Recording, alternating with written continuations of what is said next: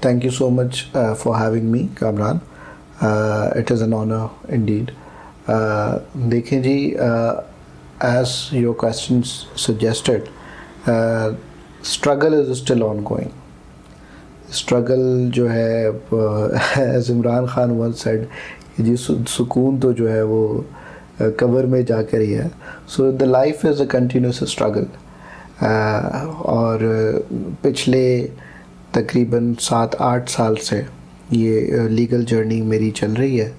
And I started of working with GN Qureshi साहब. वहाँ उनके ऑफिस में मैंने एज एन इंटर्न पहले काम किया, and then I was promoted to an associate, and then after working for a little while head of research के तौर पे मैंने वहाँ पर अपने फ़राइज़ सर अंजाम दिए, एडमिनिस्ट्रेशन लुक ओवर की. And then in 2023 I can say, or 2022 I guess, I believe, I recall, finally in 2022 I was promoted as a partner of the firm. वहाँ पर तकरीबन जो है 2 साल as partner with GN Qureshi साहब मैंने काम किया. एक्सपर्टीज़ जो हमारी होती थी, of course land laws and property law. इसके अलावा जो है वो general litigation, so whatever सीखने का मुझे वहाँ पे बहुत मौका मिला. After that in 2023, August 2023, I resigned and I thought of कि जो है मैं किसी और लॉ फर्म को ज्वाइन करूँ, start working as an associate और सीनियर एसोसिएट. लेकिन it came off as a surprise कि जब मैं इंटरव्यूज़ देने गया तो वहाँ पर जो है मुझे दूसरे नज़रिए से देखा गया. मुझे मैं जहाँ पर मैं एक एसोसिएट और सीनियर एसोसिएट की पोजीशन के लिए जा रहा था, I was being considered as the position of the partner. So I decided कि जो है मैं क्यों अपने आप को अंडरमाइन करूँ. तो फिर I took this big step. I started off this own law firm. As this one famous poetry I recall, अकेला ही चला था जानिब मंजिल मगर लोग मिलते गए कारवां बनता गया. सो अल्हम्दुलिल्लाह in a little period of time, अभी हमें 2 साल ही हुए हैं, and we have one fully functional office in Karachi, one fully functional office at Hyderabad with 2 independent teams, and inshallah we are going towards affiliate offices in Lahore and Islamabad as well in the near future. So struggle is still ongoing, mehnat jari hai. But Tony Robbins once said, the only limit to your impact is your imagination. तो उस पे जो है, अब जब जहाँ तक आप इमेजिन करते रहो वो आपका इम्पैक्ट है. आपको काम करना है, मेहनत करनी है, या सिर्फ इमेजिन करना है, that's really up to you. Sir, आप फर्स्ट जनरेशन लॉयर हैं, तो इनिशियल स्टेज में आपको as compared to other generation lawyers कितनी ज़्यादा स्ट्रगल करनी पड़ी? कहाँ से आपको मोटिवेशन मिली और कहाँ पे आपको डीमोटिवेट किया? Okay, so good question. तो फर्स्ट जनरेशन लॉयर के I see it as a more of a challenge.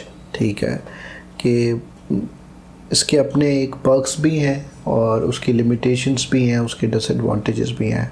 Of course see, you do not get everything on the plate as a first generation lawyer. आपको अपना लोहा मनवाना पड़ता है, आपको establish करना पड़ता है कि you are what you are worth to the office you are working at. पहले तो सबसे पहले एम्प्लॉयमेंट रिस्ट्रिक्शंस हैं बहुत. You don't get that easy a work. आपको इतनी जल्दी से, आसानी से आपको कोई काम नहीं मिलता. आपको सबसे पहले जो है, I am thankful to the academic institutions कि वो जो है अब ख़ुद लॉ फर्म्स को इंटर्नशिप्स रेफ़र करती हैं.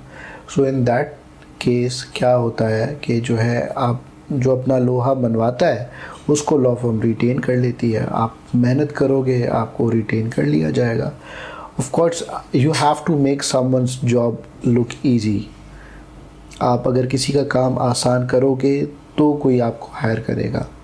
सो there are challenges of course, but I take it as a challenge. मुझे ख़ुद जो है, I started off as an internship, उसके बाद associate, head of research, chief operating officer and then partner.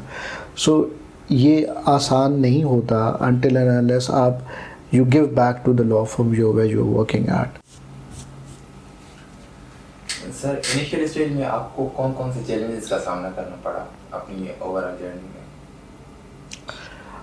There were a lot of challenges. देखें, सबसे पहले तो एक जनरल मेरे ख्याल से मसला सब यंग लॉयर्स को होता है, that is of face value. ठीक है, you do not have a recognized face. आप कोर्ट रूम में जाते हो, you do not get that recognition that you want. मुझे भी हुआ, बहुत हुआ। केस प्रिपेयर करके जाओ एंड देन जो हमारा एक सिस्टमैटिक फ्लॉज है हाई कोर्ट में भी, लोअर कोर्ट में भी, विच इंक्लूड्स के जी प्रोलॉन्ग डिस्चार्ज कर देना, वो एक पेशेंट हेयरिंग ना मिलना। बिकॉज़ आप जब प्रिपेयर करके जाते हो अपना केस, तो आप एक सर्टेन टाइमलाइन होती है आपके दिमाग में कि जी मुझे इतना टाइम मिलेगा अपना केस समझाने के लिए, तो वो नहीं मिलता आपको। You barely get 1.5 minute, 1 minute और समटाइम्स लेस देन दैट। आपको 30 सेकंड में, 40 सेकंड में या 1 मिनट में अपनी बात समझानी है, बिकॉज 60-70 केसेस का बोर्ड है। जजेस की भी कोई गलती नहीं है, मैं समझता हूँ, क्योंकि वो they have to deal with a very long board. ठीक है, तो इन दैट 50-60 सेकेंड्स आपको जज की अटेंशन ग्रैस्प करनी पड़ती है, and that is very challenging in the very initial phase of your life. और आप फेल भी होते हो, एंड इट्स ओके। मैं समझता हूँ जैसे there is never a failure, it's a learning opportunity for you, कि आप वो चीज़ें, उसमें फेलियर्स आपको मिलते हैं तो फिर आप लर्निंग की तरफ आते हो। सो आई बिलीव कि जो है वो चैलेंजेस तो थे ही थे, जिनसे आप कभी जो है वो बंदा हार्ट ब्रोकन भी फील करता है, डिजेक्टेड भी फील करता है कि जी I did not get that attention I deserved, but that is very essential for your future learning. Sir initial stage में सीनियर्स कितने सपोर्टिव होते हैं यंगस्टर्स को, जो एनरोल नहीं होते उनके साथ, और जो उनके एसोसिएट भी होते हैं उनके साथ वो कितने सपोर्टिव होते हैं, कितना उनको सपोर्ट करते हैं? Okay, so very good question again. देखिए, आपकी हमारी जो लीगल फील्ड है, इसमें एक अच्छा मेंटोर होना, एक अच्छा मेंटोर आपको मिलना बहुत ज़रूरी है आपकी डेवलपमेंट के लिए। जो हम किताबों में पढ़कर आते हैं एकेडमिक्स में, वो सिर्फ एक यूँ समझ लें कि जो है that has may be 5 to 10% relevance in our practical field. जो भी जो है आप प्रैक्टिकल फील्ड में आके आप करोगे, वो आपको या तो आपका मेंटोर सिखाएगा, या तो आप कोर्ट में जो साइमल्टेनियस लाइफ जो आप माहौल देखोगे उनसे आप सीखोगे। सो इट्स वेरी इम्पोर्टेंट कि आपको एक अच्छा सीनियर मिले जो आपका हाथ पकड़े और आपको शफ़क़त के साथ सारी चीज़ें सिखाए। सो इन माय केस, और ये काफ़ी डिफ़िकल्ट होता है, it's very difficult for you to get a good mentor in this legal field, जहाँ पर बहुत सारे लॉयर्स का ये पर्सपेक्टिव भी है कि जी हम क्यों सिखाएं, हमने खुद जब इतने साल 20-30 साल मेहनत करके सीखा है, तो हम फ्री में अपनी जो एक्सपीरियंस है और वो जो नॉलेज है वो हम क्यों इम्पार्ट करें। बहुत सारे लॉयर्स हैं जो एसोसिएट्स को जो है अपने कंप्यूटर को हाथ नहीं लगाने देते, सही है। सो बट उनको रिटेन करते हैं कि जी वो उनके पीछे पीछे चलें फाइलें लेकर। सो आई बिलीव जो है this practice should be discouraged. मेरे अपने ऑफिस में जो रूल फॉलो होता है दैट इज़ कि जी whenever a new internee या एक न्यू एसोसिएट जो बिल्कुल फ्रेश है विदाउट एनी एक्सपीरियंस वो आता है, तो उसको जो है he gets 3 to 4 months of total office period. उसको कोर्ट जाने की इजाज़त नहीं है, उसको सिर्फ 3 से 4 महीने ऑफिस में काम करना है, रिसर्च करनी है, अपनी ड्राफ्टिंग स्किल्स इम्प्रूव करनी है। He has to show his seniors the drafts, उसमें करेक्शंस करेगा, और फिर जब उसकी substantive part of the learning पूरी हो जाएगी तो फिर उसको प्रैक्टिकल फील्ड में भेजा जाएगा, कोर्ट